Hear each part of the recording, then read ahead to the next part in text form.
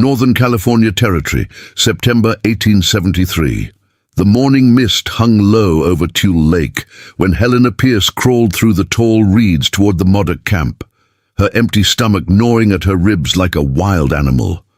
She had been 3 days without food, 2 weeks since the cavalry abandoned their supply wagon after the ambush, and her father's trading post had been nothing but charred timber and ash for a month. The bread she could smell baking in the tipi ahead might as well have been salvation itself, and when Kiloquin emerged from his lodge to find her clutching a still warm loaf against her chest like a newborn, his dark eyes locked onto hers with the intensity of a hunter who had finally cornered his prey. "You want mercy," he said in perfect English, his voice carrying the weight of a man who had learned that survival meant making impossible choices. "Or you want to stay here as my wife?" Helena's hands trembled around the stolen bread, crumbs falling to the damp earth between them like tiny promises she could never keep. The morning light filtered through the smoke of cook fires, casting long shadows across the Modoc camp that stretched along the shoreline of Tule Lake.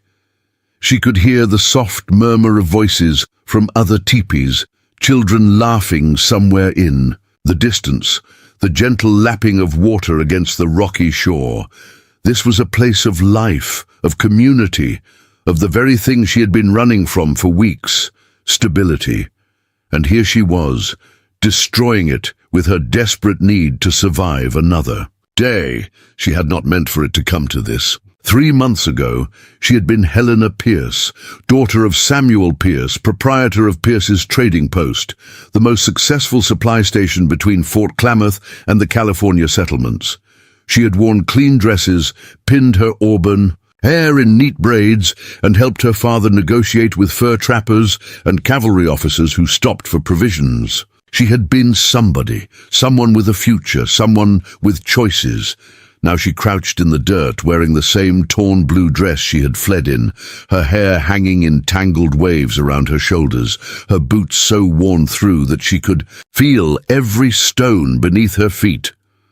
"I asked you a question," Kiloquin said, and his voice held no anger, only the steady patience of a man who had learned to read danger in the smallest movements. He stood perhaps 6 feet tall, lean and strong, with the kind of quiet confidence that came from knowing exactly who you were and where you belonged. His black hair hung loose to his shoulders, and he wore a simple buckskin shirt and leather, pants that spoke of practical living rather than ceremony. Around his neck hung a necklace of bear claws and turquoise, and at his waist a knife that looked like it had seen considerable use. This was not a man who made idle threats or empty promises.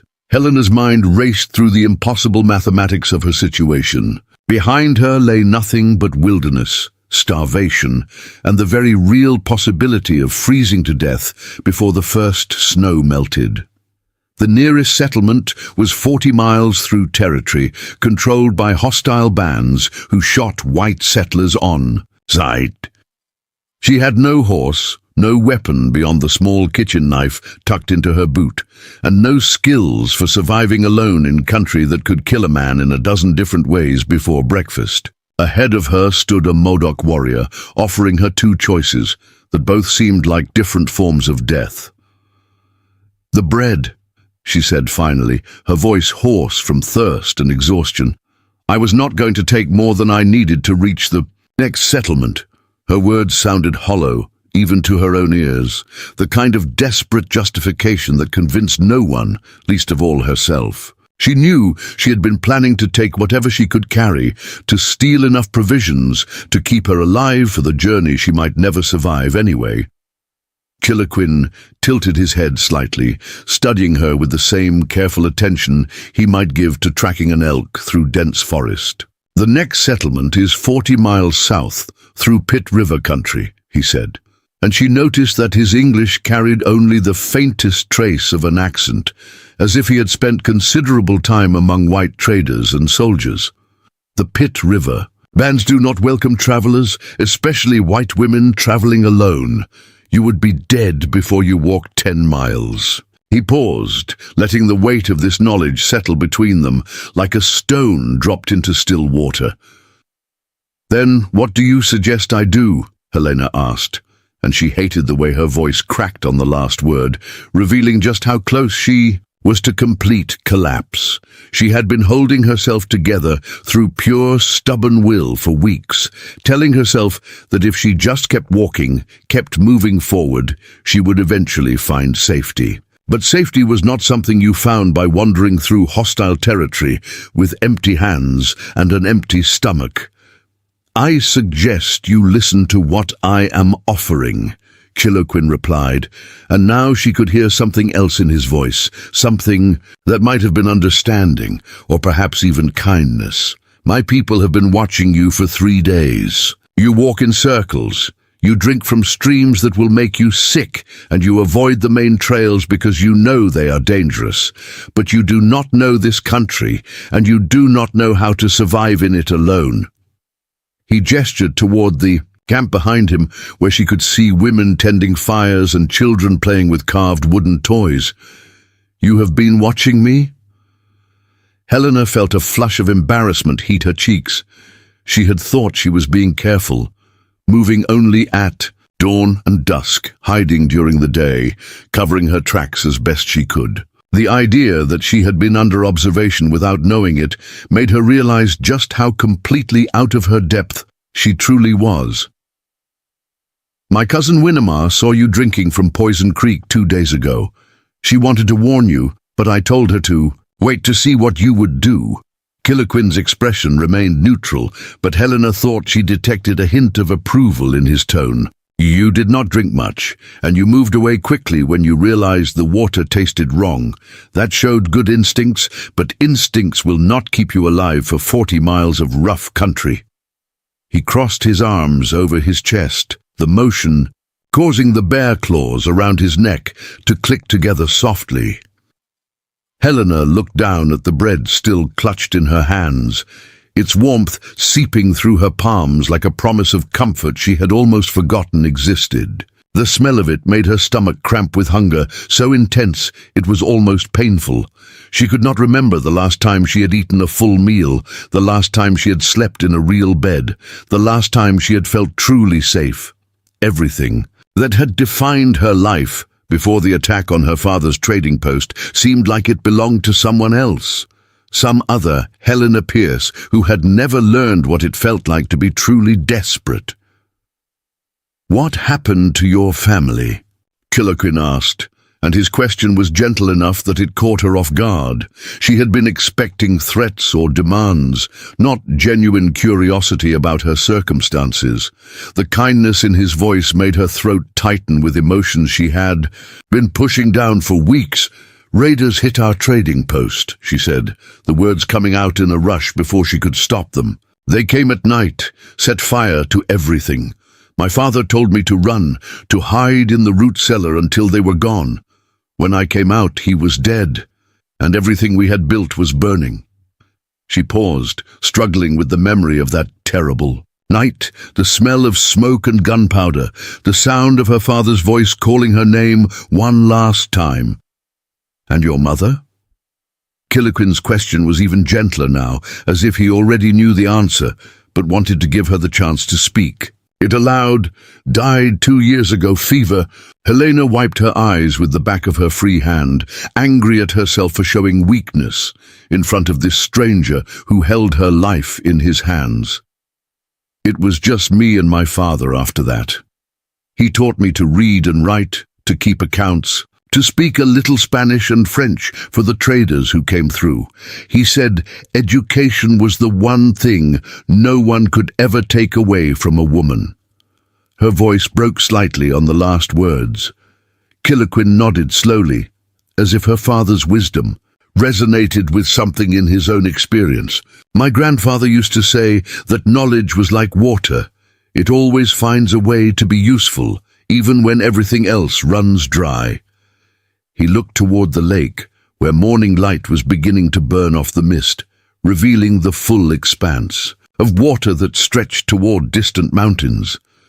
"Your grandfather sounds wise," Helena said, and for the first time since he had discovered her stealing, she felt like they were having an actual conversation rather than a negotiation for her life. There was something about the way Kiloquin spoke of his family that reminded her of her father's gentle strength, the quiet confidence of a man who had found his place in the world. He was a great leader before the soldiers came. Kiloquin replied, and now there was something harder in his voice, an edge that spoke of old wounds and fresh grief. He believed that our people could learn to live alongside the whites, that there was room for both ways of life in this country. The soldiers taught him otherwise. He paused, seeming to weigh how much to reveal to this stranger who had stumbled into his world. Helena felt the weight of history pressing down on their conversation, the knowledge that she represented the same people who had brought violence and displacement to his family. She had heard stories at the trading post, fragments of news about conflicts between settlers and various tribes, but she had never thought deeply about what those conflicts meant for the people who lived through them. Now, standing face to face with a man whose grandfather had died, believing in the possibility of peace, she felt the full complexity of her situation settling around her like a heavy blanket. "I am sorry," she said, and meant it. "I am sorry about your grandfather, and I'm sorry about stealing from you. I know that does not change anything, but I want you to know that I understand this is not just about bread." She met his eyes directly, trying to convey through her gaze the sincerity she could not quite put into words. Kiloquin studied her for a long moment, and she had the sense that he was seeing something in her that she had not realized was visible. "You understand more than most," he said finally. "Most white people who come through our territory see only what they want to take. You see what you have already lost." His observation was so accurate, it made her chest tighten with recognition. "So, what happens now?" Helena asked, because the silence between them was becoming too heavy to bear, and she needed to know what choice she was really being asked to make. The bread in her hands had grown cold, but she still held it like a lifeline, the only solid thing in a world that seemed determined to shift beneath her feet. "Now you decide," Kiloquin said, and his voice carried the weight of finality. "I can give you provisions and directions to the nearest settlement that might welcome a white woman traveling alone. It is dangerous, but possible, if you are very careful and very lucky. You would be free to make your own way in the world, to find whatever future you can build from what you have left." He paused, letting her absorb this first option before continuing. "Or you can stay here, become part of our community, learn our ways, and in time, if you choose, become my wife. You would have food, shelter, protection, and purpose. You would never be hungry or cold or alone again, but you would be choosing a life very different from the one you knew before, among people who have every reason to distrust your kind."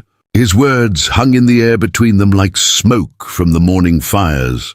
Helena felt the full weight of the choice settling on her shoulders. Freedom meant almost certain death, but it meant maintaining her identity as Helena Pierce, white. Woman, daughter of a trader, member of the civilization that had shaped her from birth. Safety meant survival, but it meant becoming someone entirely different, learning to live among people whose ways were foreign to her, accepting a future she could not even properly imagine. Both paths led to the death of the person she had been, but only one offered the possibility of discovering who she might become. "Why would you make such an offer to a stranger?" she asked, because she needed to understand his motivations before she could trust his promises. "You do not know me. You do not know if I would be a good wife, or if I could learn to live among your people without causing problems. Why would you take such a risk?"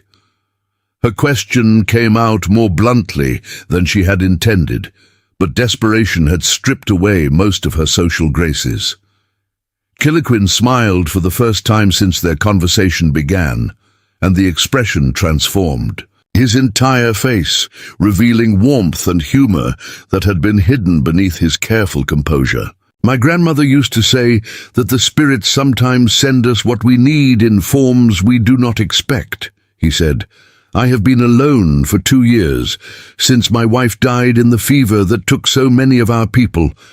I had begun to think I would remain alone, that the spirits had decided I was meant to walk through life without a partner. His smile faded, replaced by something deeper and more serious. But when I saw you these past few days, struggling to survive in country that should have killed you already, I saw something that reminded me of her. Not your appearance, but your spirit. The way you keep moving forward, even when everything seems hopeless. The way you try to do what is right, even when you are desperate. These are qualities that matter more than shared blood or common language. His words carried the ring of truth, the kind of deep honesty that comes only in moments of real consequence.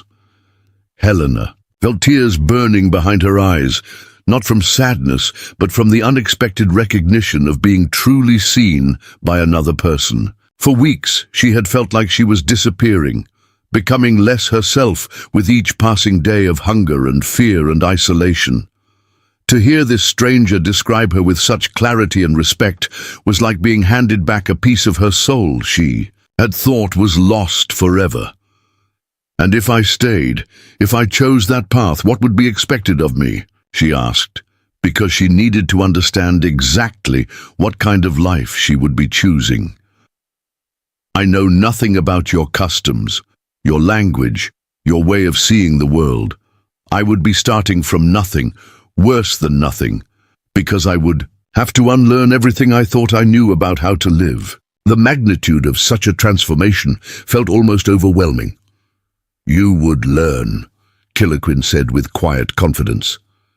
My Aunt Toby would teach you to prepare food our way, to work with hides, to gather the plants that sustain us through winter. The other women would help you understand our customs, our ceremonies, our relationships with each other and with the land. It would not be easy, but you have already proven that you do not give up easily. He gestured toward her worn dress and tangled hair. And between us? Helena asked, her cheeks burning with embarrassment at having to discuss such intimate matters with a virtual stranger. If I stayed, if I became your wife, what would that mean? I have been married before, briefly, and it did not end well. I am not sure I know how to be a good wife to anyone, let alone someone from a completely different world. Her first marriage had lasted only 6 months before her husband decided he preferred the saloons of Sacramento to life at a remote trading post. Killaquin's expression grew more serious, and she could see him choosing his words carefully. Among my people, marriage is not just about 2 people. It is about 2 people choosing to build something together, to share the work of creating a life that serves not only them, but their community. A good marriage makes both partners stronger, wiser, more capable of facing whatever challenges come their way. He paused, seeming to search for the right way to explain something that was clearly important to him. I would not ask you to be someone you are not. I would ask you to discover who you might become when you are no longer afraid, no longer alone, no longer fighting just to survive from one day to the next. That is what marriage should offer, the chance to grow into your fullest self because you have someone who believes in your potential even when you cannot see it yourself. His words carried a wisdom that spoke of real experience, both of love and of loss. Helena looked around the camp, taking in details she had been too desperate to notice before. She could see that this was a community that had found ways to thrive despite the pressures closing in around them. The tipis were well maintained and arranged in patterns that spoke of both practical efficiency and aesthetic consideration. The children she could hear playing sounded happy and secure. The women working around the fires moved with the confident ease of people who knew their place in the world and took satisfaction from their contributions to the whole. This was not just survival. This was a way of life that had endured for generations and adapted to meet new challenges without losing its essential character. "How long do I have to decide?" she asked, because the weight of such a choice felt too enormous to make in a single moment. But she also knew that circumstances would not wait for her to find perfect clarity about her future. "The sun is climbing toward midday," Kiloquin observed, glancing up at the sky where the morning mist had finally cleared completely. "By evening, you will need to choose. If you decide to continue your journey, I will give you what provisions I can spare and the best directions I know for avoiding the worst dangers. If you decide to stay, we will begin the process of making you part of our community." He paused, letting her absorb the timeline. "And if I choose to stay, but later decide it was a mistake?" Helena asked, because she needed to know whether this decision would trap her forever or leave room for changing her mind if she proved unable to adapt to such a different way of life. "Then you would be free to go," Kiloquin said simply. "I will not hold anyone against their will, and I will not build a marriage on anything less than genuine choice.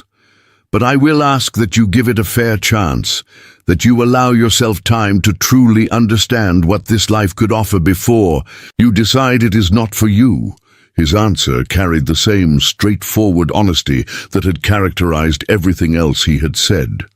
Helena felt the stolen bread growing heavier in her hands, as if it had absorbed all the weight of the decision she was being asked to make. Around them, the life of the camp continued. People going about their morning tasks, children playing, the steady rhythm of a community that had found ways to sustain itself despite an uncertain and often hostile world. She could either walk away from all of this and face the wilderness alone, or she could step forward into a future she could not fully imagine, but which offered the one thing she had been searching for without realizing it: the chance to belong. Somewhere again, Helena spent the morning hours sitting by the edge of Tule Lake, the stolen bread finally eaten in careful, measured bites that her shrunken stomach could handle without rebellion. The water lapped gently against the rocky shore, and she found herself studying the way the Modoc camp functioned around her like a living organism. Women moved between the tipis with purpose, some carrying water vessels carved from gourds, others tending to children or working with materials she could not identify from a distance. Men came and went on horseback, some returning with fish, strung on willow branches, others heading out with bows and quivers full of arrows. This was not the savage wilderness her father's customers had described in their trading post conversations, but a sophisticated community that had learned to thrive in harmony with the harsh landscape that surrounded them. Kiloquin had given her space to think, but she could feel his presence like a steady current beneath the surface of her awareness. Twice she had glimpsed him speaking with other members of the tribe, their conversations conducted in the Modoc language that flowed like music compared to the harsh consonants of English. She wondered what they were saying about her, whether they viewed her as a threat to be managed or simply another problem their leader would need to solve before the day was through. The uncertainty gnawed at her almost as much as the hunger had, because she realized that her choice would affect not just her own future, but the delicate balance of relationships within this community. Around midday, an older woman approached, her with the confident stride of someone who had earned her place through decades of wisdom and hard work. Her graying hair was braided with small shells and beads that caught the sunlight, and her dress was made from soft deerskin decorated with intricate patterns in blue and red thread. She carried herself with the kind of authority that needed no proclamation, the quiet dignity of a person who had seen enough of life to understand both its beauty and its cruelty. When she spoke, her English was heavily accented but perfectly clear. "You are the bread thief," the woman said, settling beside Helena on a flat boulder that provided a natural seat overlooking the water. I am Toby, sister to Killikin's mother, aunt to the man who found you with flour still on your fingers." There was no accusation in her voice, only the matter-of-fact observation of someone stating an obvious truth. "He tells me you have a choice to make before the sun sets, and that your decision will determine whether you live or die in country that does not forgive mistakes." Her directness was both refreshing and intimidating. Helena turned to study the older woman's face, searching for signs of hostility or judgment, but finding instead the kind of patient curiosity she associated with her father's approach to evaluating new trading partners. "Yes," she said simply, because there seemed no point in elaborate explanations when the basic facts were so clear. "He offered me provisions and directions to continue my journey alone, or the chance to stay here and learn to live as one of your people. Both options seem impossible in their own way." The admission felt like stepping off a cliff, but she sensed that anything less than complete honesty would be both pointless and insulting. Toby nodded, as if Helena's response confirmed something she had already suspected. "Impossible choices are the only kind that matter," she said, picking up a smooth stone from the shore and turning it over in her weathered hands. "Easy choices do not change us, do not teach us who we really are when everything we thought we knew gets stripped away. My nephew understands this because he has faced such choices himself more than once, and each time he chose the harder path because it led toward growth rather than comfort." She paused, seeming to weigh how much of Killiquin's story was hers to share. "What kind of choices?" Helena asked, because she realized that understanding the man who held her future in his hands might help her make sense of her own impossible situation. She had been thinking of him as a stranger making an arbitrary decision about her fate, but perhaps his offer grew from his own experience of having to reinvent himself when circumstances destroyed everything he had taken for granted. When the soldiers came to force our people onto the reservation, Killiquin could have gone quietly like some of the others, accepting whatever scraps of land and dignity they offered in exchange for peace, Toby explained, her voice taking on the cadence of someone recounting a story that had been told many times around evening fires. Instead, he chose to follow Captain Jack into the lava beds, to fight for the right of our people to remain on the land where our ancestors are buried. It was a choice that meant years of war, of watching friends die, of never knowing whether each day would be his last. The weight of these memories settled around them like dust. Helena had heard fragments of news about the Modoc War from cavalry officers who stopped at her father's trading post, but their accounts had focused on military strategy and casualty, reports rather than the human cost of a people fighting for their homeland. To hear the conflict described from the perspective of someone who had lived through it gave the events a completely different meaning, transformed abstract political struggles into intensely personal stories of courage and loss. "And after the war ended?" Helena asked, because she could see in Toby's expression that the story was far from over, that the choice to fight had led to consequences that continued to shape Killiquin's life years later.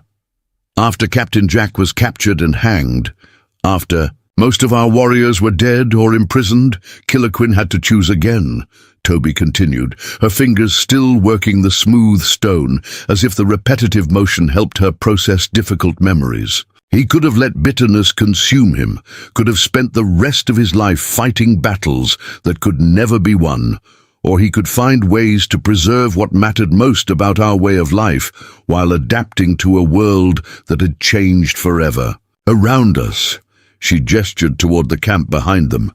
"This place, this community, exists because he chose adaptation over destruction, hope over despair. But it was not an easy choice, and it required him to become someone different from the young warrior who rode out to fight the cavalry. Every day, he has to balance the need to preserve our traditions with the reality of surviving in a world controlled by people who would prefer we simply disappear. The complexity of such a balancing act was staggering to contemplate. Helena began to understand why Kiloquin's offer to her carried such weight, why it represented more than simple charity or even romantic interest. By inviting her to join their community, he was asking her to participate in the same kind of adaptive transformation that had allowed his people to survive when survival seemed impossible. Her choice would test not only her own capacity for change, but the community's ability to incorporate someone from the very culture that had tried to destroy them. "Do you think I could learn?" Helena asked, and she was surprised by how vulnerable the question sounded when spoken aloud. "I know nothing about your customs, your language, your relationship with the land. I have spent my entire life thinking like a white woman, seeing the world through the lens of my father's trading post mentality.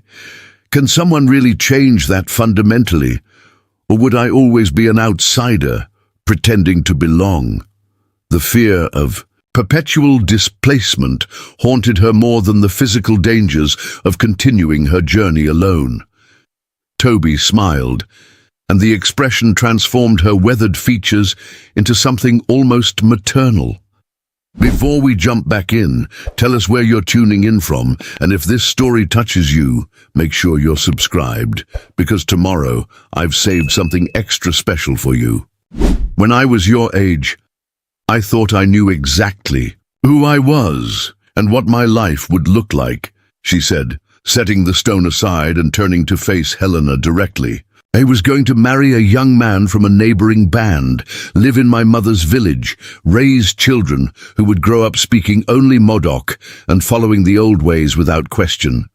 The world seemed stable, predictable, full of certainties. I never thought to question." Her tone suggested that such innocence belonged to a different lifetime. Then the miners came, and the settlers, and finally the soldiers, and nothing remained certain except the need to survive whatever came.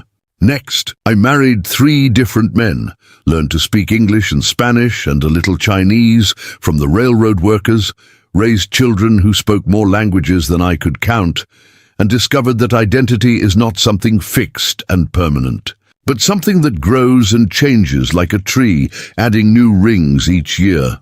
The metaphor resonated with Helena's own sense of being caught between different versions of herself. "The question is not whether you can learn our ways," Toby continued, her voice taking on the authority of hard-earned wisdom. "The question is whether you want to become someone new badly enough to do the difficult work of transformation. Learning to weave baskets or prepare acorn flour is simple compared to learning to see yourself as part of a community rather than as an individual fighting to survive alone.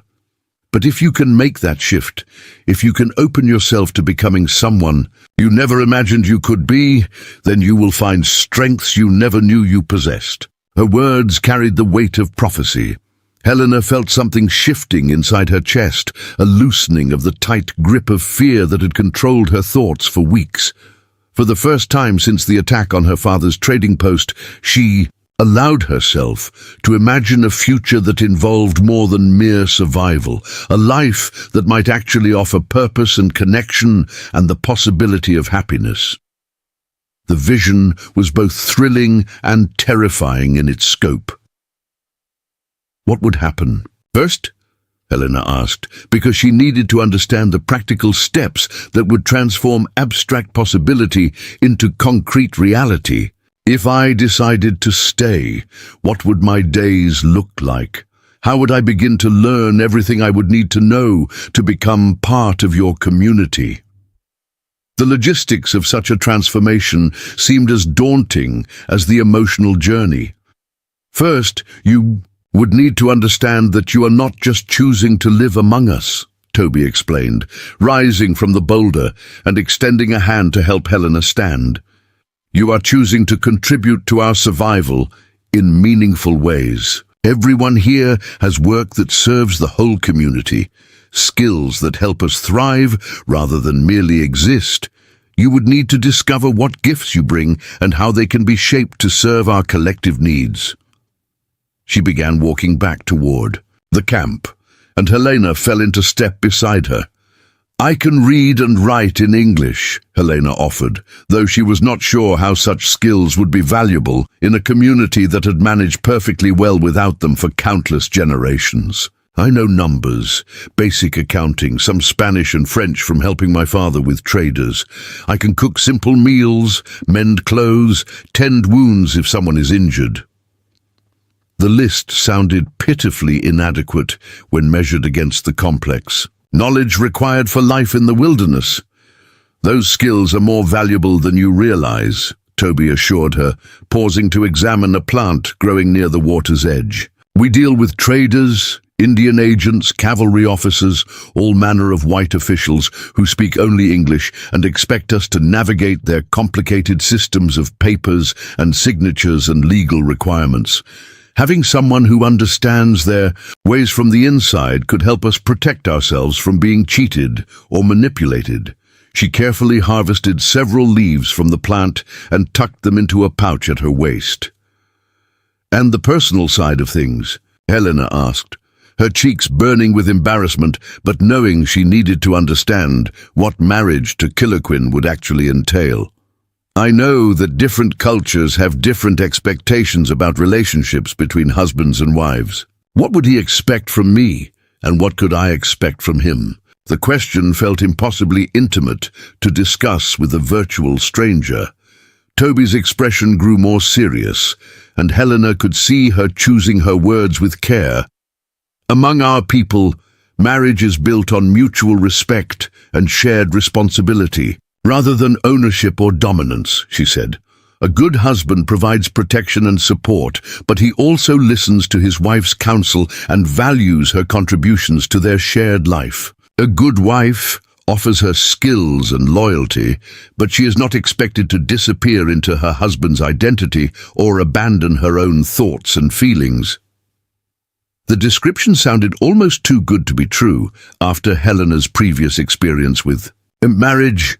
"Kiloquin lost his first wife to the fever 2 winters ago," Toby continued, and Helena could hear the sadness in her voice as she spoke of this loss. "She was a strong woman, a skilled healer, someone who challenged him to become better than he thought he could be. Her death nearly broke him, not just because he loved her, but because he lost his closest advisor and fiercest supporter. He has been alone since then, focusing on the needs of our community, but neglecting his own need for partnership and companionship." The loneliness described sounded achingly familiar. They had reached the edge of the camp, and Helena could see women working around the fires, preparing what looked like the midday meal. The smell of cooking meat made her mouth water, despite the bread she had eaten earlier, reminding her of how long it had been since she had experienced the simple pleasure of eating food prepared by someone who cared about nourishment rather than mere survival. "Would you like to help?" Toby asked, gesturing toward the women who were grinding some kind of grain in large stone bowls. "It would give you a chance to see how we work together, and it might help you decide whether you could find satisfaction in this kind of life." The invitation felt like a test, but also like an opportunity to step outside the endless circle of her own anxious thoughts. Helena nodded, surprised by how much she wanted to contribute something useful after weeks of taking whatever she could find without offering anything in return. Toby led her to a group of 3 women who looked up with curious but not unfriendly expressions as they approached. Their conversation switched to Modoc as Toby explained Helena's presence, and Helena caught the sound of her own name mixed with words she could not understand. "This is Wanima," Toby said, indicating a woman perhaps Helena's own age with intelligent eyes and quick hands. "She speaks some English, learned from her husband who worked as a scout for the cavalry before the war. She can teach you the proper way to prepare acorn flour, which is one of our most important foods." Winema smiled and patted the ground beside her, inviting Helena to sit. "And this is Moki," Toby continued, gesturing toward an older woman whose graying hair was decorated with small braids wound with bright threads. She knows more about preserving meat and preparing hides than anyone else in our band. Her work keeps us fed and warm through the winter months when hunting becomes difficult. Moki nodded gravely, clearly taking her reputation as a master craftswoman seriously. Finally, this is Dove, Toby said, indicating the youngest of the three women, who appeared to be only a few years older than Helena herself. She has the best hands for beadwork and sewing, and she understands how to make beautiful things as well as practical ones. Beauty matters as much as utility when you are trying to build a life worth living rather than simply surviving from one day to the next. Dove's shy smile revealed perfectly white teeth and a sweetness that reminded Helena of her own younger self. The women made room for Helena in their circle, and Winema began explaining the process of grinding acorns into flour, demonstrating the proper rhythm for using the heavy stone pestle. The work was harder than it looked, requiring not just physical strength, but a kind of meditative focus that gradually quieted Helena's racing thoughts.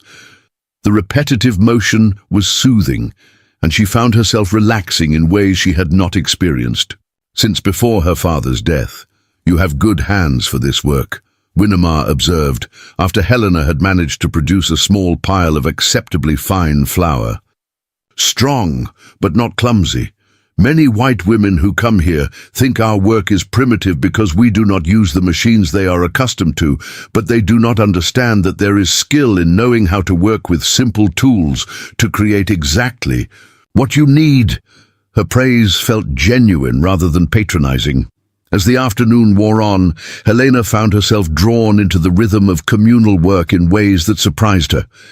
At her father's trading post, she had always worked alone or alongside him, focused on individual tasks that served their specific family business. Here, every action seemed connected to the larger web of community survival, each woman's contribution building on the other's work to create something larger than any individual effort. "This is what marriage means to us," Dove explained quietly, as they worked together to prepare the ground acorns for cooking. Not just two people living together, but two people whose individual strengths combine to make their whole family and community stronger. When you marry one of us, you marry all of us in a way, because your success or failure affects everyone who depends on you. The weight of such interconnected responsibility was both daunting and appealing.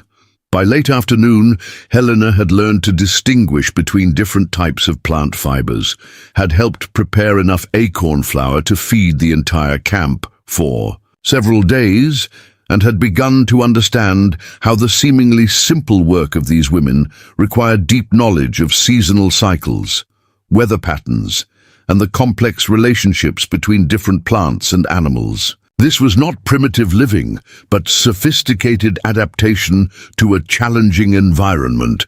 "The sun will set soon," Toby observed, glancing up at the sky where the light was beginning to take on the golden quality that preceded evening. "Killaquin will want to know your decision before darkness falls. If you choose to continue your journey, you will need to leave while there is still enough light to travel safely for the first few miles." The moment of choice had arrived faster than Helena had expected. Helena looked around at the women who had welcomed her into their afternoon's work, at the camp that had begun to feel less foreign and more like a place where she might actually belong. The fear that had dominated her thoughts for weeks was still present, but it no longer felt like the only truth about her situation. For the first time since her father's death, she could imagine a future that involved building something rather than merely running from the past. "I think," Helena said slowly, surprised by the steadiness in her own voice, "I think I would like to try staying, at least long enough to see if I can learn to be useful here, if I can become someone who contributes, rather than someone who only takes what she needs to survive."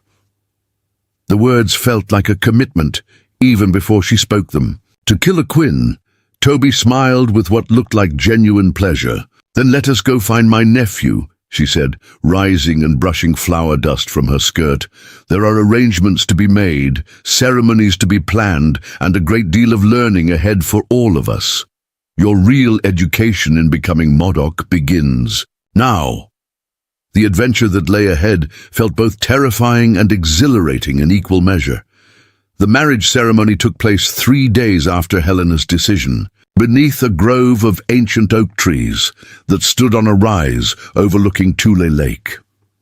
The entire Modoc community gathered in a circle around Helena and Kiloquin, their faces painted with traditional designs that spoke of celebration and sacred commitment. Helena wore a dress of soft deerskin that the women had worked on without sleep for 2 nights straight, decorating it with intricate beadwork in patterns that told the story of a woman crossing from one world to another.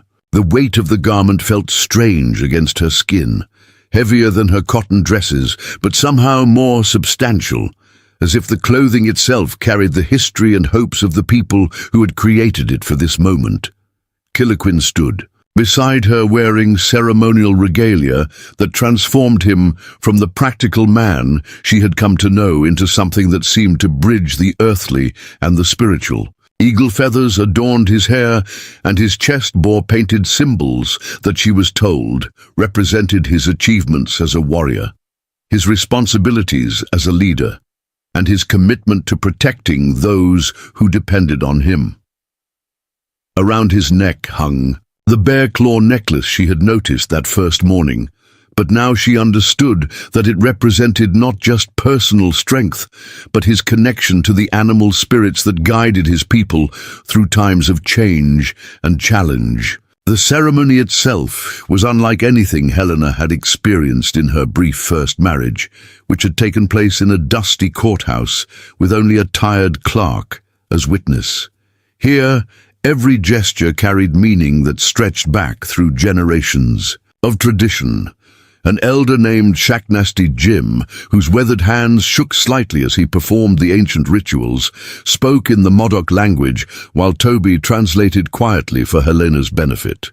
The words spoke of 2 spirits choosing to walk the same path, of individual strength becoming collective power, of the sacred responsibility to care for each other through all the seasons of life that lay ahead. "He asks if you understand that this marriage binds you not just to Kiloquin, but to all of us," Toby whispered as the ceremony reached its central moment. "That your children will be Modoc children, that your loyalty will be to this band and this way of life, that you will share our struggles as well as our joys until the day you die."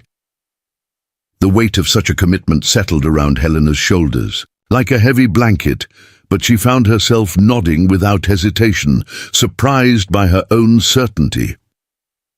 When the time came for the exchange of gifts that would seal their union, Kiloquin presented Helena with a knife in a beautifully carved sheath, its handle decorated with the same turquoise and silver that adorned his own weapons. "This belonged to my first wife," he said quietly, his voice carrying only she could hear.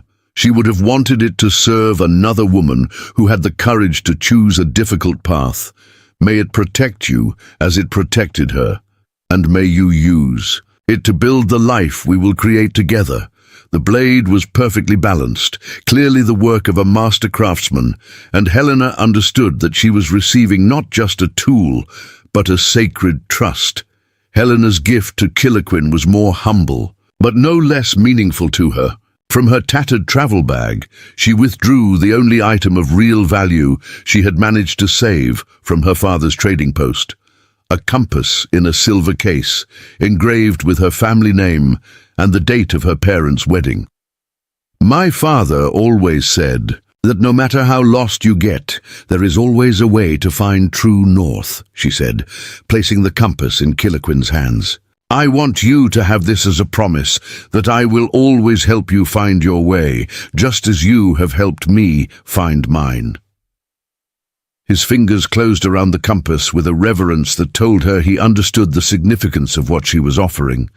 The celebration that followed the ceremony lasted until dawn, with drumming and dancing that seemed to make the very earth pulse with life and energy. Helena found herself swept into the festivities despite her ignorance of the traditional steps and rhythms. The women guided her through the movements with patient laughter, teaching her to feel the music in her bones rather than trying to memorize complicated patterns.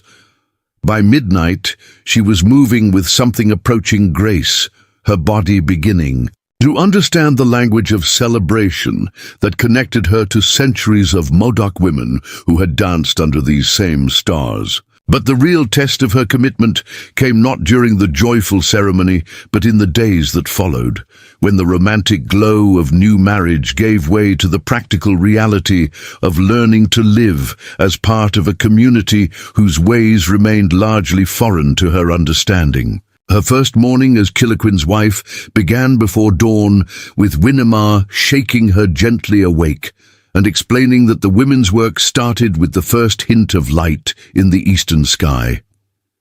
Helena stumbled from the tipi she now shared with her husband, struggling to orient herself in the pre-dawn darkness, while around her the other women moved with quiet efficiency, born of lifelong practice.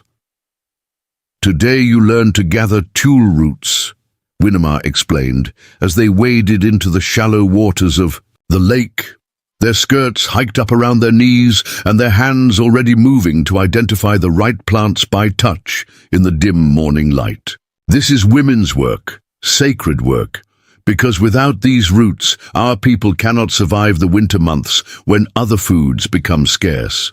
You must learn to feel the difference between the young roots that are sweet and tender and the old ones, that will be tough and bitter no matter how long you cook them."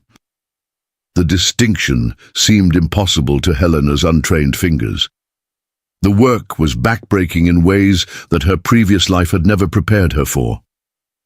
Hour after hour, she bent and straightened, following Winnemar's patient instructions while her spine screamed in protest and her hands grew raw from the rough plant fibers. The other women chattered easily in Modoc as they worked, occasionally switching to English to include Helena in their conversation, but she could feel the weight of being constantly accommodated, constantly requiring special attention that slowed down the group's natural rhythm. "I am holding everyone back," Helena confessed to Kiloquin that evening, as he helped her apply a salve made from willow bark to her blistered hands. "Winnemar spent half the day correcting my mistakes instead of focusing on her own work. At this rate, it will take me years to become useful enough to justify the resources I am consuming." The frustration in her voice was sharp enough to cut, born from a lifetime of taking pride in her competence and efficiency.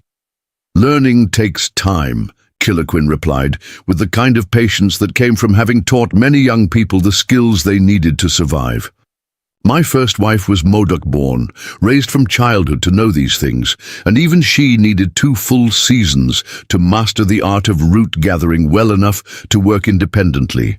You are trying to learn in weeks what she learned over many years. Be gentle with yourself, as you would be gentle with a child taking her first steps."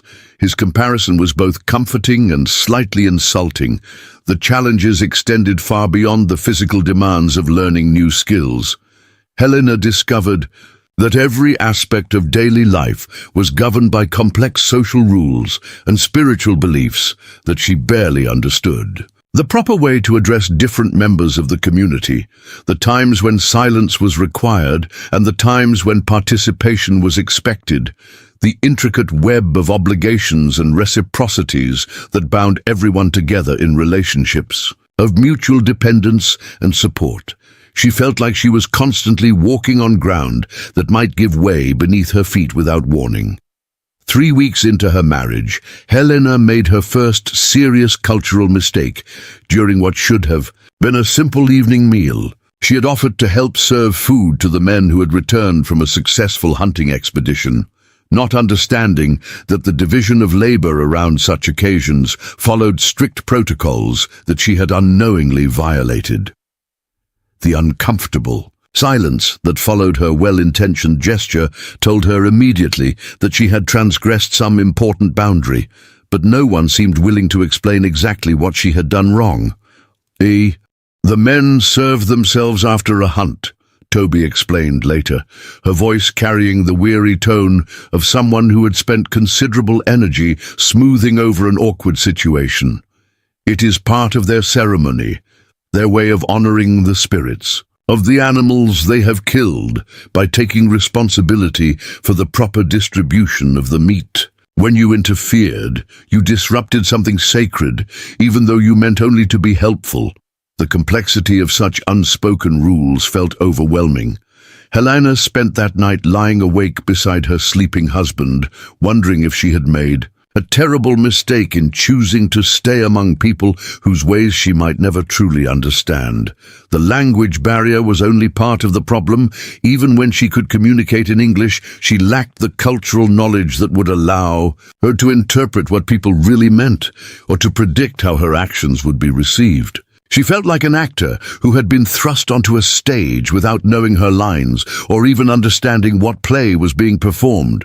The crisis came during her second month of marriage, when a group of cavalry soldiers arrived at the camp. Without warning, their blue uniforms and military bearing immediately transforming the peaceful community into a place of tension and barely controlled fear. Helena watched from inside her tipi as Kiloquin and the other men emerged to meet the soldiers, their faces carefully neutral, but their hands never straying far from their weapons.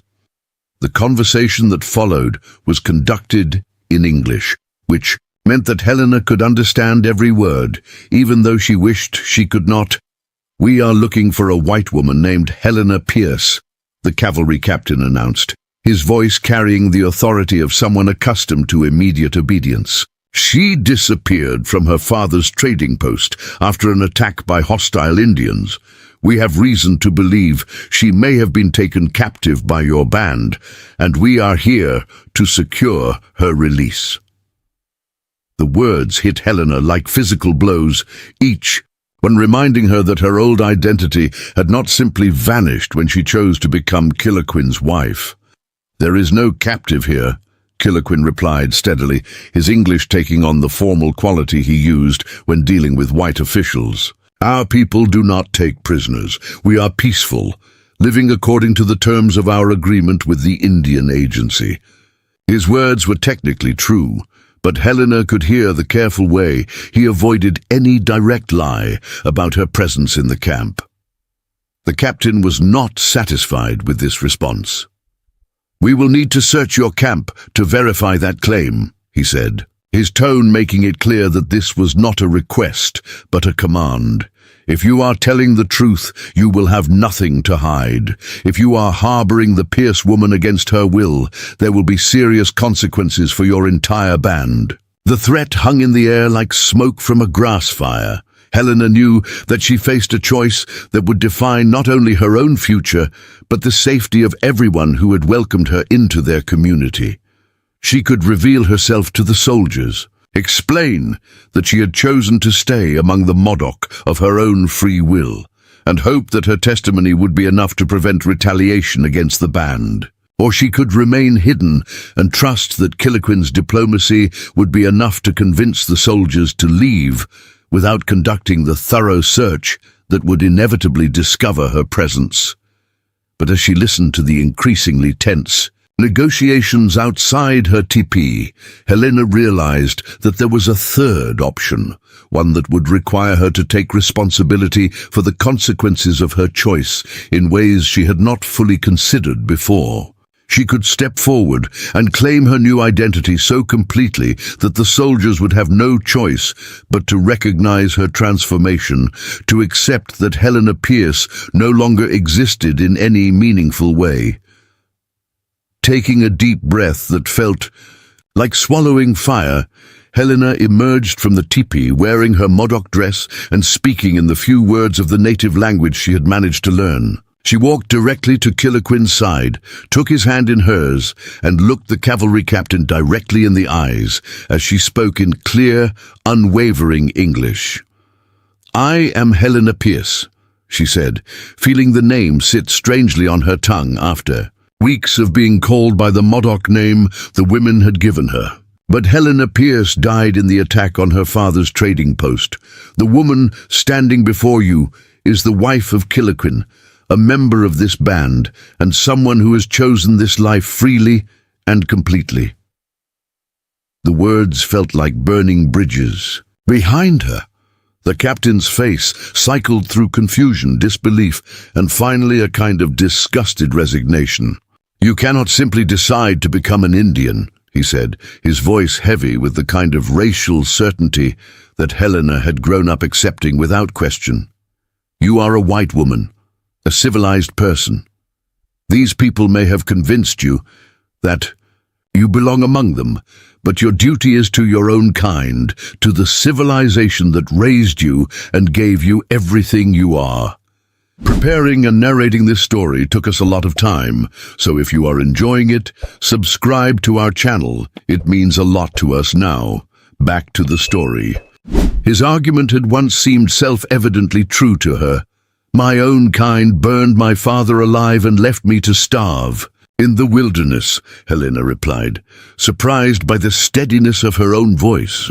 "These people fed me, clothed me, taught me useful skills, and offered me a place in their community based on my contributions rather than the color of my skin. I have found more civilization in this camp than I ever saw in 23 years. Of living among people who looked like me, but treated each other like enemies." The truth of her words rang in the air like struck metal. The standoff that followed lasted nearly an hour, with the captain alternately threatening and pleading, while Helena stood firm in her declared identity, and the Modoc community closed ranks around her in a display of solidarity that moved her almost to tears. Finally, faced with a situation that his military training had not prepared him to handle, the captain chose retreat over escalation. "This is not over," he warned as he prepared to lead his men away from the camp. "The authorities will hear about this, and there will be consequences for everyone involved." But his threats felt hollow, the bluster of a man who had discovered that his power had limits.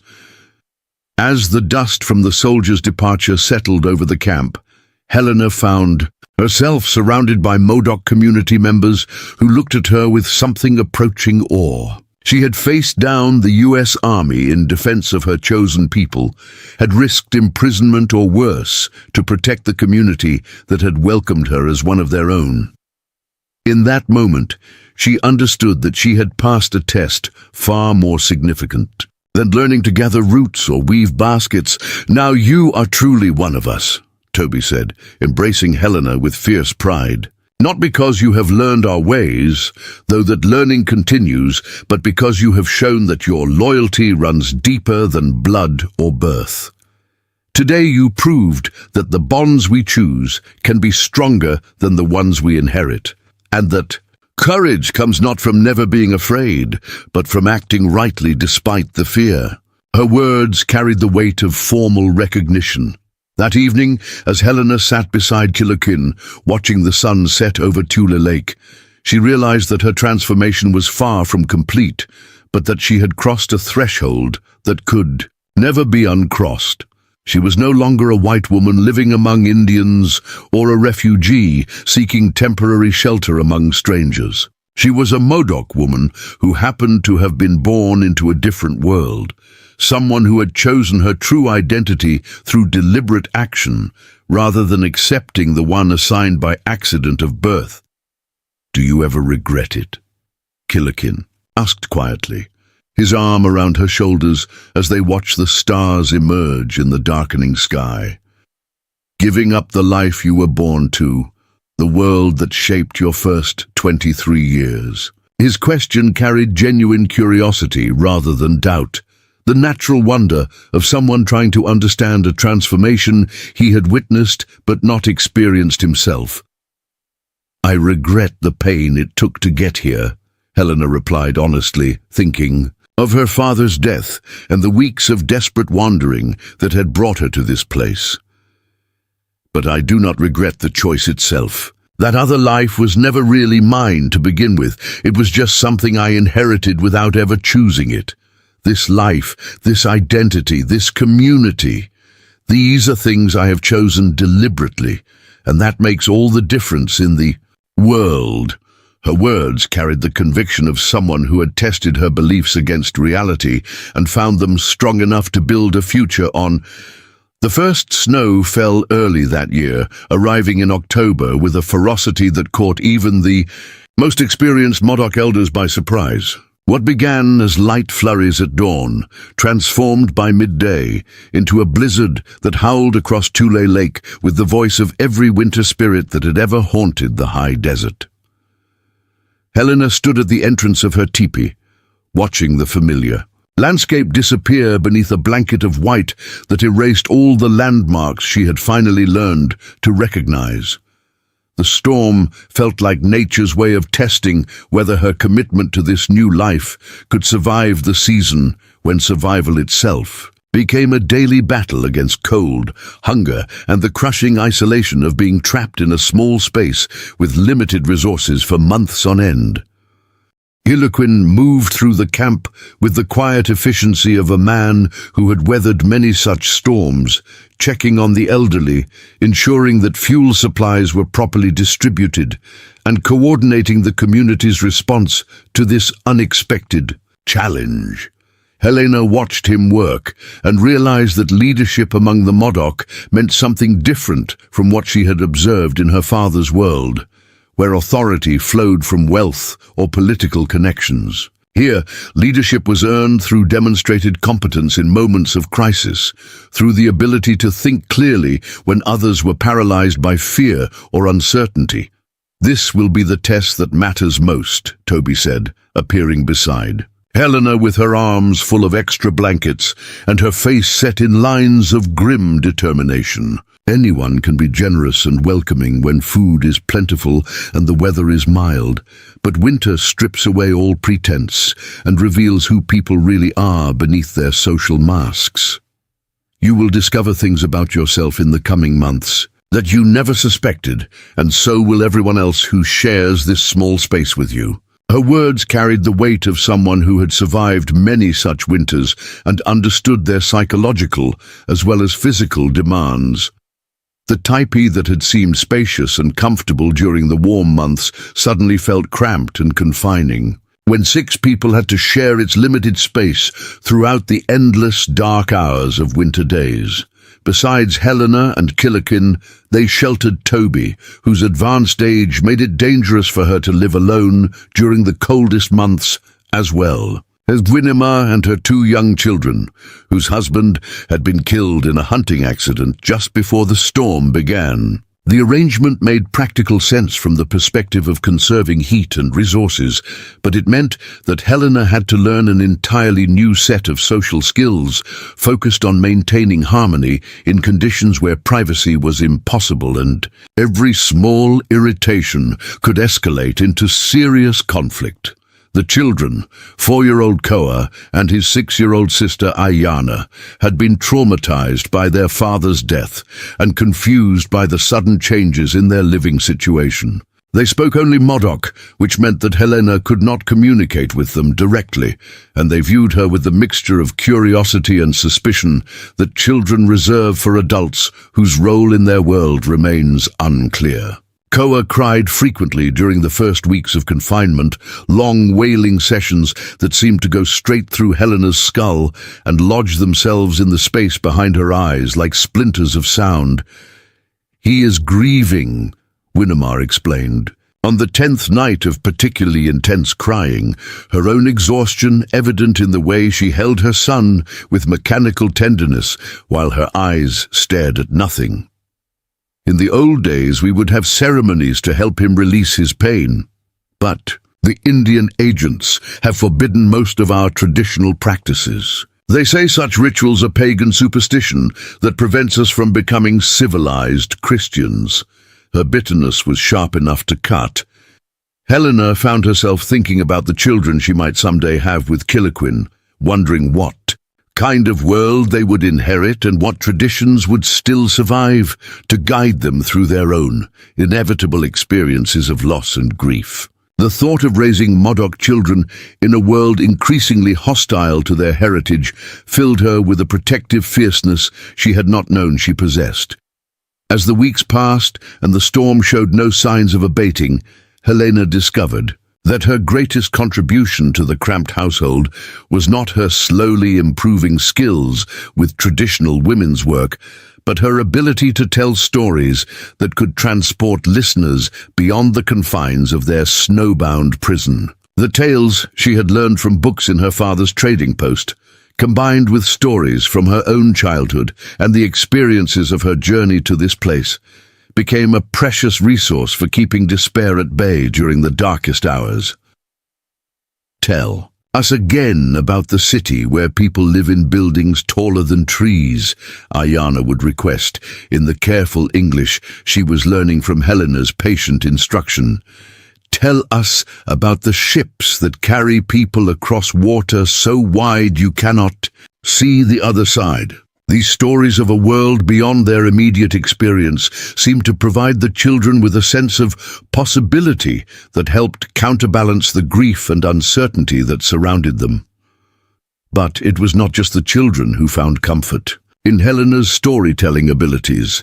The adults in their small community began gathering around her in the evenings, drawn by her talent for weaving together different narrative traditions in ways that created something entirely new. She learned to incorporate Modoc's spiritual beliefs and cultural values into stories that had originated in the white world, creating hybrid tales that belonged fully to neither tradition but somehow captured something essential about the experience of living between two worlds.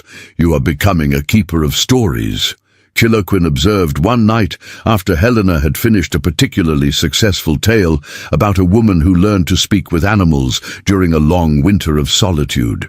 Among our people, this is a sacred responsibility, one that requires not just the ability to remember what has been told before, but the wisdom to know how old truths can be shaped to meet new needs. His recognition of her emerging role filled her with pride and purpose. The real crisis came in January, when their carefully rationed food supplies began to run dangerously low, and it became clear that the winter would last longer than anyone had anticipated. Hunting was impossible in the deep snow and bitter cold, and their stored provisions, which should have been adequate for a normal winter, were being consumed faster than planned because of the extra mouths Helena and the grieving children represented. The arithmetic of survival was brutally simple. They had enough food for perhaps 3 more weeks if they continued eating at current levels, or 6 weeks if they reduced everyone's portions to near starvation levels. "We need to make a decision. As a community," Chiloquin announced during a gathering of all the adult members of their small band, "we can try to stretch our supplies and hope that the weather breaks soon enough for the men to hunt successfully, or we can send a party to Fort Klamath to request emergency assistance from the Indian Agency." Both options carried serious risks that could affect not just their immediate survival, but their long-term autonomy. "If we go to the agency, they will use our desperation against us," warned an elder named Captain Jack's son, whose father had been executed for his role in the Modoc War and who carried a deep mistrust of any white authority.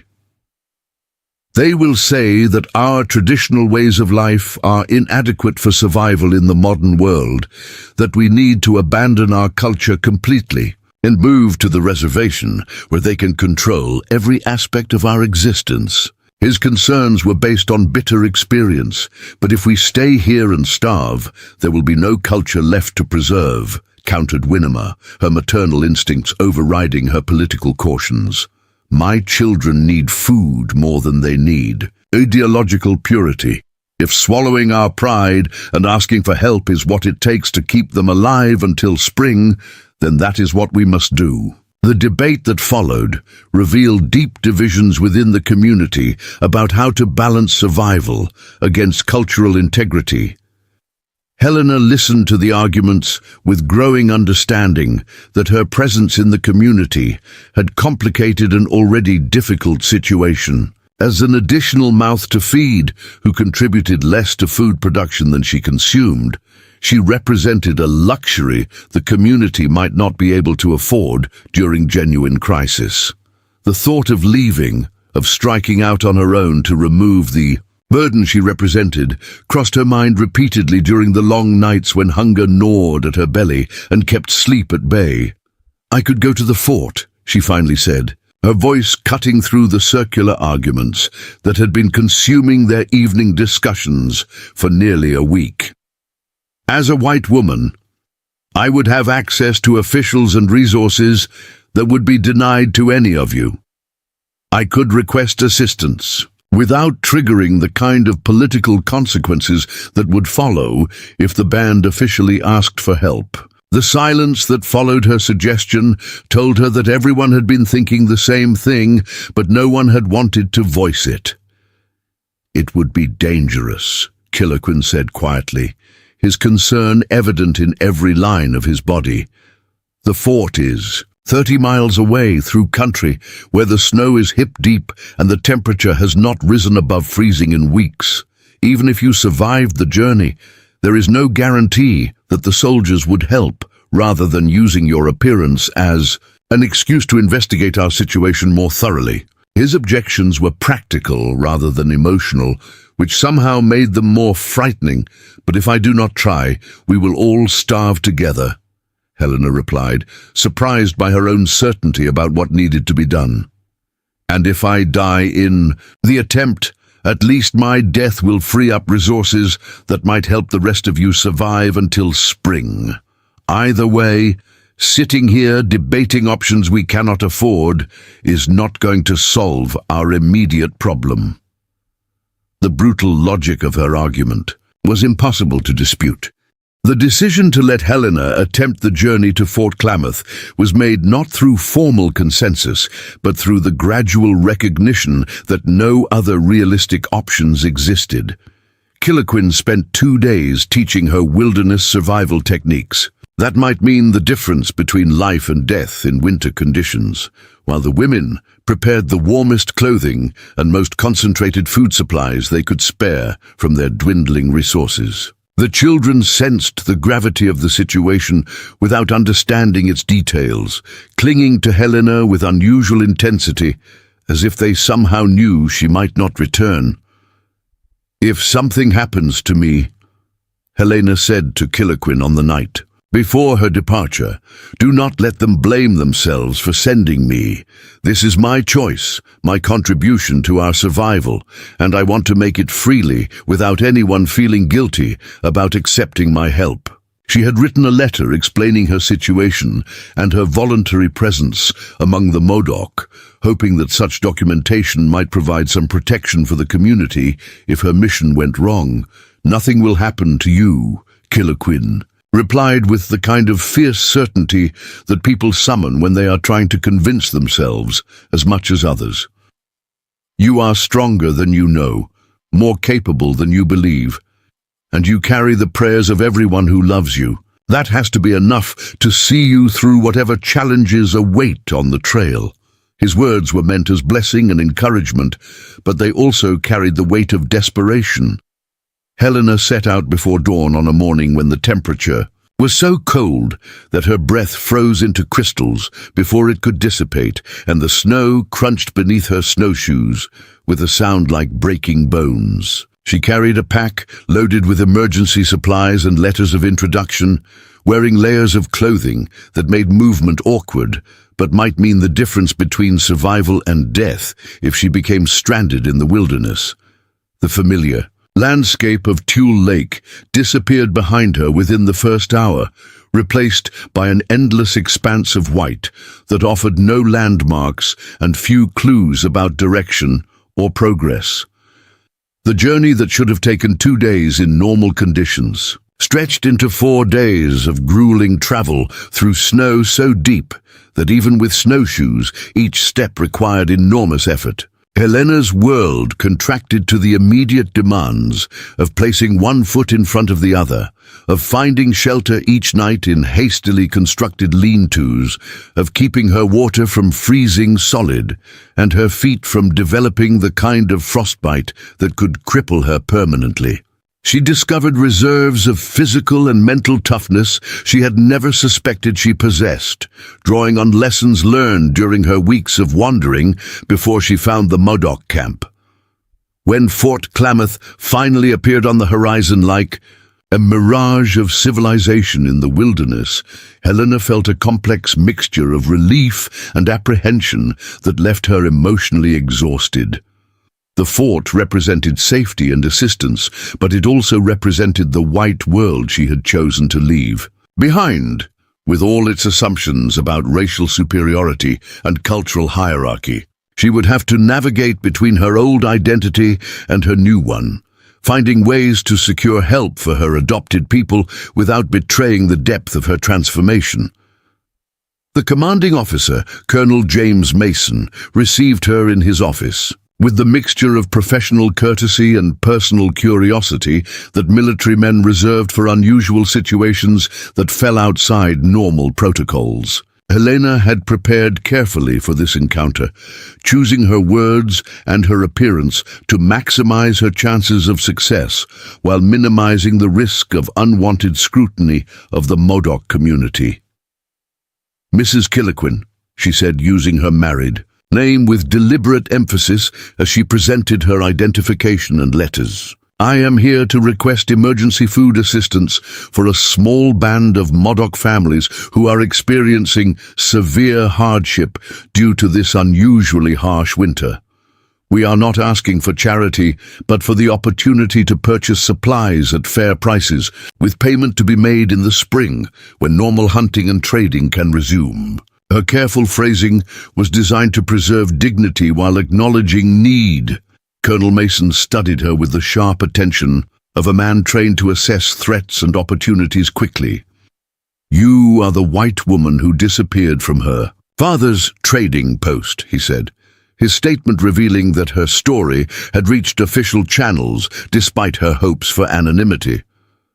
"There were reports that you had been taken captive by hostile Indians, but you appear to be here of your own free will." His observation carried implications she needed to address carefully.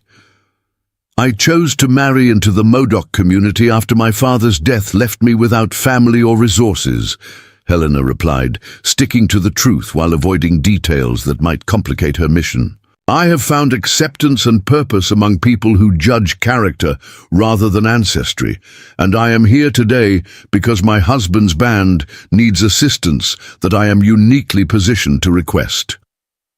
Her words were carefully chosen to emphasize agency rather than victimization.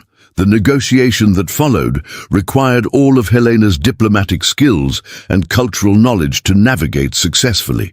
She had to demonstrate that she remained sufficiently connected to white civilization to serve as a credible intermediary, while also making it clear that her loyalties lay entirely with her adopted people. The colonel was skeptical, but ultimately practical, recognizing that providing modest assistance was preferable to dealing with the political complications that would arise if a band of Modoc families starved to death in the territory under his jurisdiction. 2 days later, Helena began the return journey to Tule Lake with a packed train of supplies that represented not just physical sustenance, but proof that the bridges between worlds could sometimes be crossed in both directions when necessity demanded creative solutions. The trip back through the snow seemed easier despite her exhaustion, because she carried with her the knowledge that her mission had succeeded and that the community that had welcomed her would survive the winter that had threatened to destroy them all.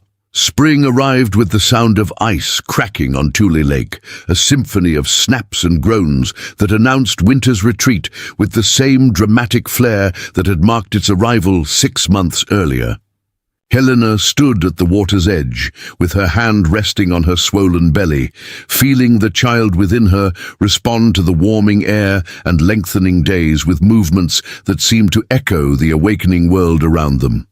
She was 7 months, pregnant now, carrying the living proof of her complete transformation from desperate refugee to cornerstone of the Modoc community.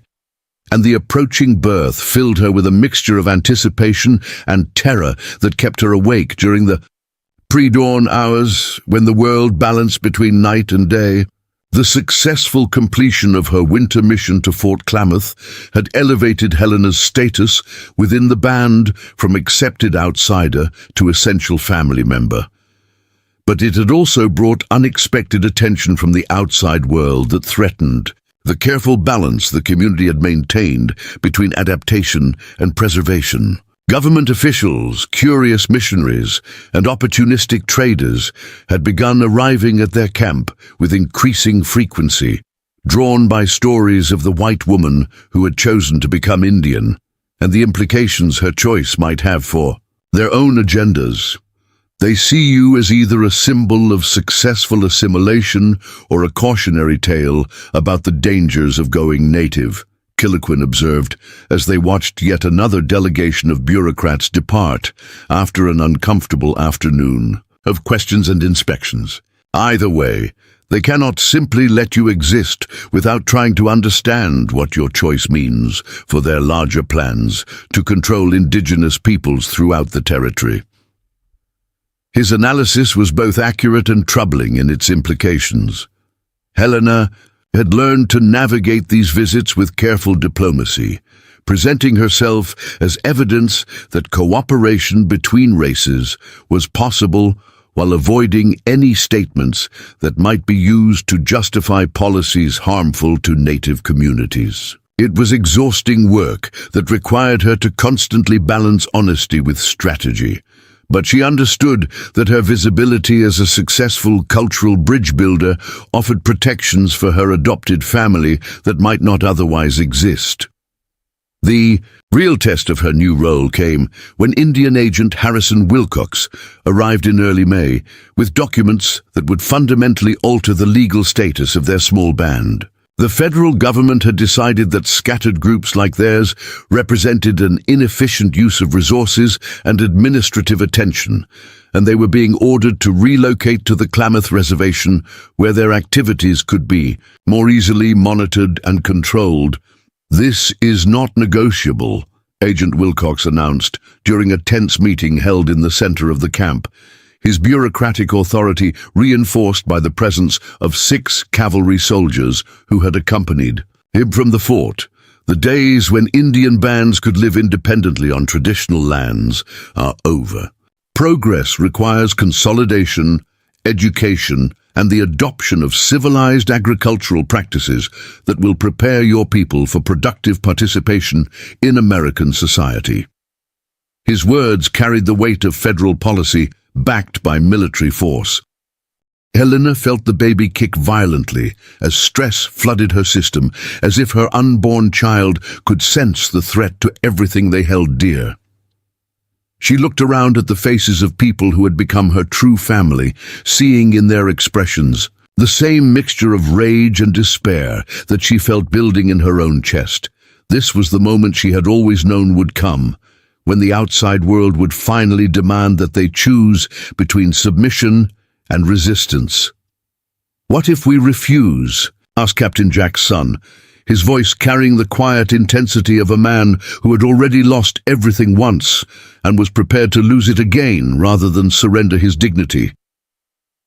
"What if we say that this land belongs to us by right of treaty and tradition, that we will not be moved like livestock from one pen to another?" His question hung in the air like smoke from a signal fire. "Then you will be moved by force," Agent Wilcox replied, with the matter-of-fact coldness of someone who had delivered similar ultimatums to dozens of other communities. "Your choice is whether that movement happens peacefully or violently, with your cooperation or over your resistance. But it will happen either way, because the federal government has determined that consolidation serves the greater good of both white and Indian populations." His certainty was as immovable as mountains. Helena felt something crystallize inside her chest, a clarity of purpose that cut through all the complex emotions and political calculations that had been paralyzing her thoughts. She rose from Her seat with the deliberate grace of a woman who had learned to carry authority as naturally as she carried the child in her womb. And when she spoke, her voice carried the quiet power of someone who had discovered exactly who she was meant to be.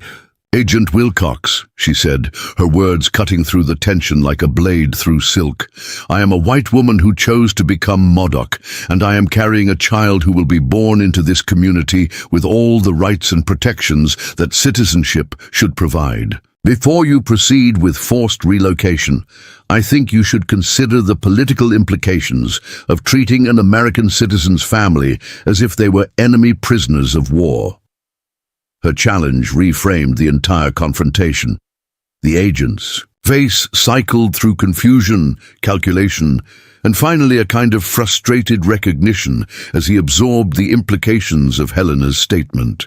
A white woman living voluntarily among Indians was one thing, but a white woman whose children would have legal claims to citizenship was a complication that could attract unwanted attention from reform-minded politicians and newspaper editors who specialized in exposing governmental abuses. "Your marriage to this Indian does not change your legal status," Agent Wilcox replied, but his voice lacked the absolute confidence it had carried moments before. "And any children born from such a union would be classified according to federal regulations governing mixed-blood individuals, not according to your personal preferences about their identity." His technical accuracy could not disguise the weakness of his position. "Perhaps," Helena conceded, with the patient smile of someone who had spent months preparing for exactly this confrontation. "But I have correspondence with Senator Mitchell's office regarding the legal protections afforded to American citizens living in Indian territory. And I have documentation from Colonel Mason at Fort Klamath confirming my voluntary status and my contributions to maintaining peaceful relations between local tribes and government authorities." She paused to let the implications sink in. "More importantly, I have contacts among the Christian missionary societies who would be very interested in learning about government efforts to forcibly relocate a pregnant white woman who has been successfully introducing Christian values and American agricultural techniques to a previously isolated native community." Her bluff was based on carefully constructed half-truths, but it was delivered with the confidence of someone holding genuinely strong cards. The negotiation that followed lasted 3 days and required all of Helena's diplomatic skills, cultural knowledge, and strategic thinking to navigate successfully. She had to convince Agent Wilcox that allowing their band to remain on their traditional land served federal interests better than forced relocation, while also ensuring that the concessions she offered did not compromise the community's essential autonomy or cultural integrity. The final agreement was a masterpiece of creative compromise that gave everyone involved enough of what they wanted to claim victory, while avoiding the kind of confrontation that would have destroyed lives and communities.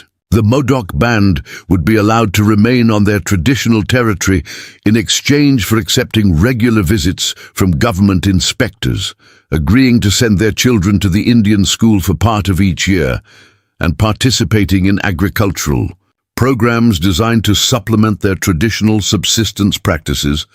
"You have saved us," Toby said, as they watched Agent Wilcox and his soldiers disappear over the horizon, their departure marking the end of the most dangerous threat the community had faced since the end of the Modoc War. Not just from forced relocation, but from the loss of everything that makes us who we are. You have found a way for us to bend without breaking, to adapt without surrendering our souls. Her praise carried the weight of someone who had lived through enough betrayals to recognize genuine salvation. But Helena understood that their victory was temporary, that the forces pushing for total assimilation would continue to pressure isolated communities until they found new ways to justify their control. The agreement she had negotiated bought them time and breathing space, but it also committed them to a path of constant vigilance and creative resistance that would require all their collective wisdom and strength to navigate successfully. 2.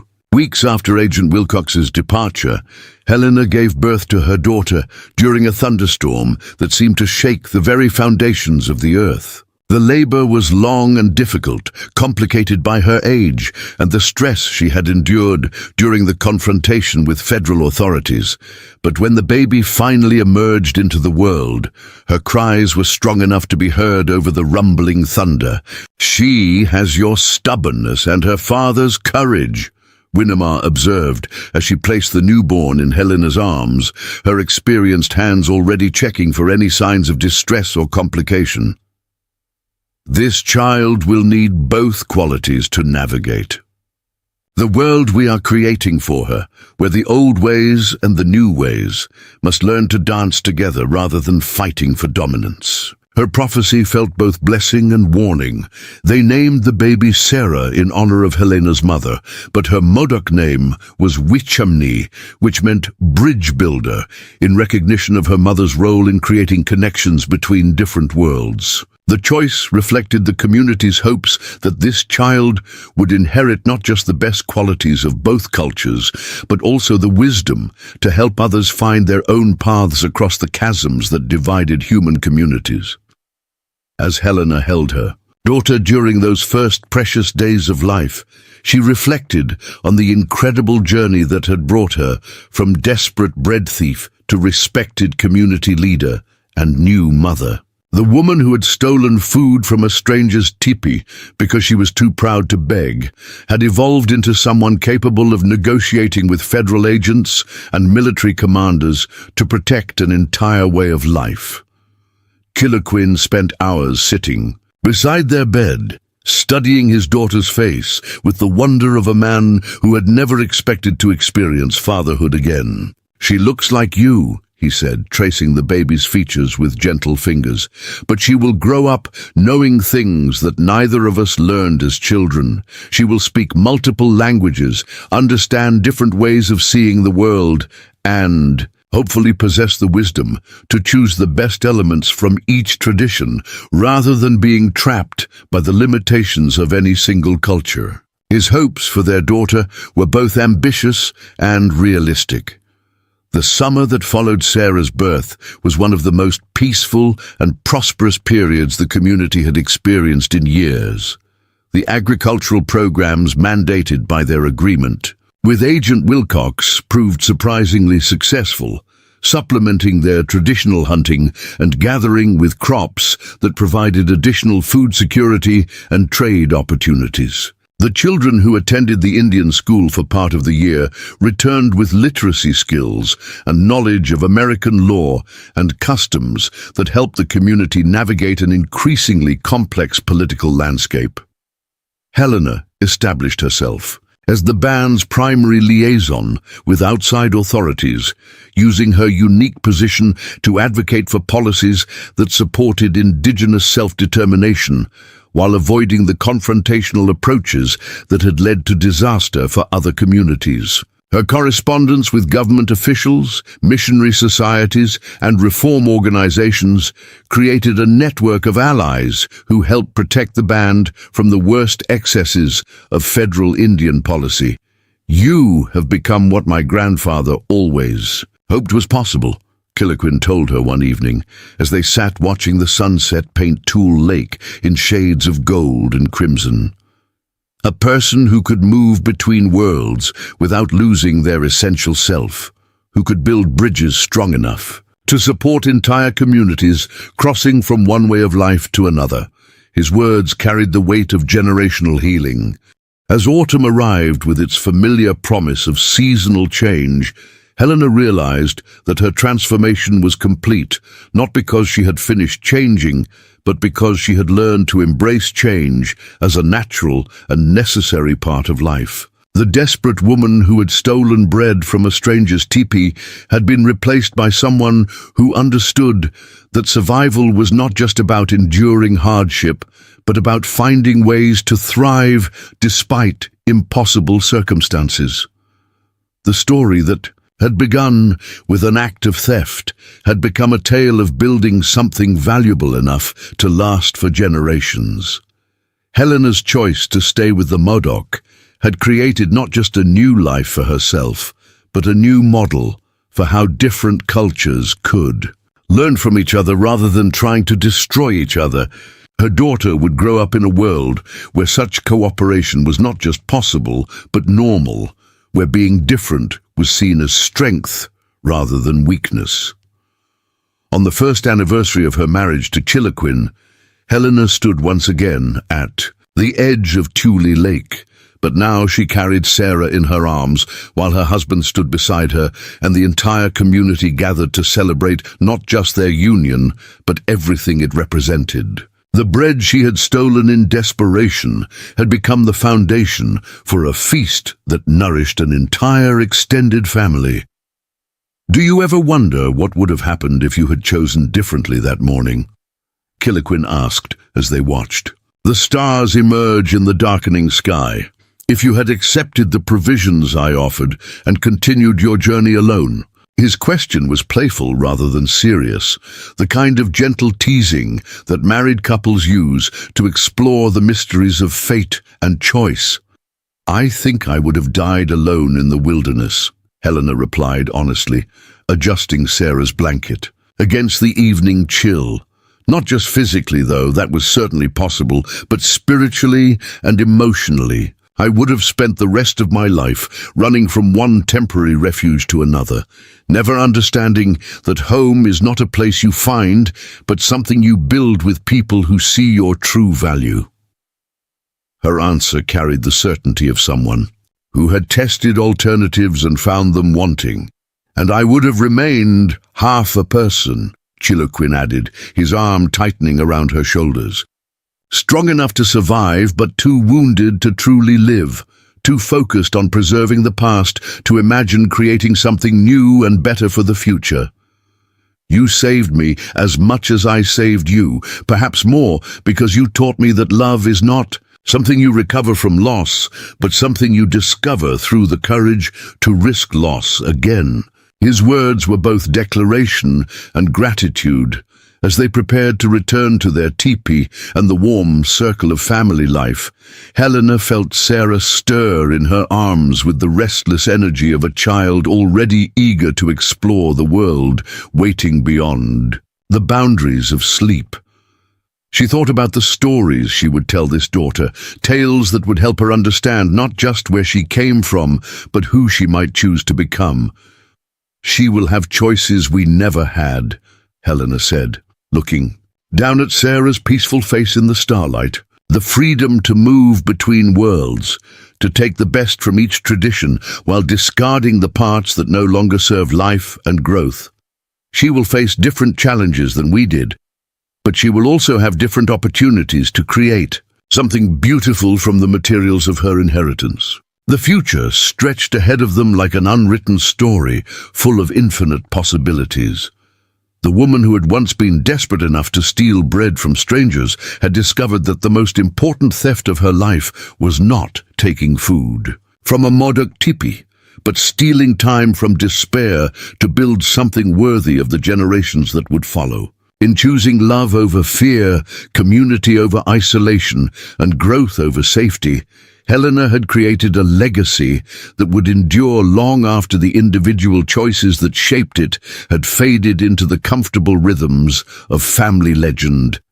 25 years later, Sarah Wichamney Pierce stood at the podium of the California State Teachers College in San Francisco, addressing a room full of educators and government officials about the revolutionary bilingual education programs she had developed for indigenous communities throughout the Pacific Northwest. At 30, she carried herself with the quiet confidence of someone who had inherited both her mother's diplomatic skills and her father's unwavering sense of justice, and her speech that day would be quoted in newspapers from Sacramento to Washington, D.C. as evidence that America's future lay in celebrating diversity rather than enforcing conformity. The audience listened with rapt attention, as Sarah described the school she had established on the shores of Tule Lake, where Modoc children learned to read and write in both English and their native language, where traditional ecological knowledge was taught alongside modern agricultural science, and where the artificial barriers between civilized and primitive education had been dissolved in favor of approaches that honored the full complexity of human knowledge and experience. Her presentation included photographs of students conducting scientific experiments using traditional plant medicines, of young people writing poetry that drew from both Shakespeare and ancient Modoc oral traditions, of graduates who had gone on to become doctors, lawyers, teachers, and engineers without abandoning their cultural identity or community connections. "My mother used to tell me that education is like building a bridge," Sarah said, her voice carrying the same measured cadence that Helena had perfected during her years of navigating between worlds. "But she taught me that the strongest bridges are not built by replacing one side with materials from the other, but by finding ways to honor the unique strengths that each side contributes to the whole structure. When we stop seeing cultural difference as a problem to be solved and start seeing it as a resource to be cultivated, we discover possibilities that neither tradition could have imagined on its own." Her words sparked enthusiastic applause from educators who had spent decades struggling with the limitations of assimilationist policies. In the front row, Helena sat with tears streaming down her weathered cheeks, hardly able to believe that the baby she had held during that thunderstorm 3 decades ago had grown into a woman whose ideas would influence educational policy throughout the Western Territories. At 58, Helena had become something of a legend among the indigenous rights advocates and progressive reformers who visited their community to study the successful integration of traditional and modern ways of life. Beside Helena sat Chilokin, now in his 70s, but still possessed of the quiet dignity that had first drawn her to him during that desperate morning when she had been caught stealing bread from his tipi. His hair had gone completely grey, and his hands showed the wear of a lifetime spent working the land, but his eyes still held the same patient wisdom that had seen past her desperation to recognize her potential for transformation. Together, they had raised not only Sarah, but 3 other children who had grown up to become teachers, healers, and advocates for indigenous rights throughout the region. "Do you remember?" Chiloquin whispered to Helena as Sarah concluded her presentation to thunderous applause, "when you asked me if someone could really change as fundamentally as you were hoping to change, when you worried that you would always be an outsider pretending to belong?" His question was both reminder and celebration of how completely her fears had been proven wrong. Helena smiled through her tears, remembering the terrified young woman who had crouched in his teepee clutching stolen bread like a lifeline, convinced that she was doomed to wander between worlds without ever finding a place where she truly belonged. That woman seemed like a character from a story now, someone whose struggles had shaped the foundation for everything that followed, but whose limitations had long since been transcended by the reality of what was actually possible when people chose courage over fear. After the presentation, Sarah was surrounded by educators and officials eager to learn more about replicating her programs in their own communities, but she made her way through the crowd to embrace her parents with the fierce affection of someone who understood exactly how much sacrifice and vision had gone into creating the opportunities she now took for granted. "I hope I made you proud," she said, and Helena could hear in her daughter's voice the same mixture of strength and vulnerability that had characterized her own journey from desperate refugee to community leader. "You have exceeded our wildest dreams," Helena replied, holding her daughter close and marveling at how the child born during a thunderstorm had grown into a force of nature capable of reshaping the educational landscape of an entire region. "But more than that, you have proven that the choices we make in our darkest moments can create light for generations we will never meet. Your work will help children we will never see to grow up in a world where being different is celebrated rather than punished. Her words carried the weight of someone who had lived long enough to see abstract hopes transformed into concrete achievements. That evening, as the family gathered for dinner in their San Francisco hotel, Helena found herself thinking about all the bread thieves who might be wandering in desperation through wilderness, both literal and metaphorical, convinced that their circumstances had trapped them in stories with only tragic endings. She thought about the choices that seemed impossible until someone found the courage to make them, about the communities that could be built when people decided that survival was not enough, and that true prosperity required the kind of radical inclusion that most societies found too frightening to attempt. "What are you thinking about, grandmother?" asked Sarah's eldest son, a bright-eyed boy of 12, who carried his great-grandfather's Modoc name alongside his mother's academic credentials and his family's commitment to building bridges between different ways of understanding the world. I'm thinking about how a single loaf of stolen bread became the foundation for everything we have built together," Helena replied, reaching across the table to take the boy's hand in hers. "And I am thinking about how many other families might be created if more people had the courage to offer mercy instead of punishment when they encounter desperate strangers who have lost their way." Her words were both reflection and prophecy, acknowledging the past while pointing toward futures that remained to be written. The woman who had once been desperate enough to steal food from strangers had lived to see her choice to stay, to love, and to build rather than simply survive transformed into a legacy that would influence generations of children who would grow up believing that the world was large enough to hold multiple ways of being human. In the end, that belief had proven to be the most valuable thing she had ever stolen. Up next, you've got 2 more standout stories right on your screen. If this one hit the mark, you won't want to pass these up. Just click and check them out, and don't forget to subscribe and turn on the notification bell so you don't miss any upload from us.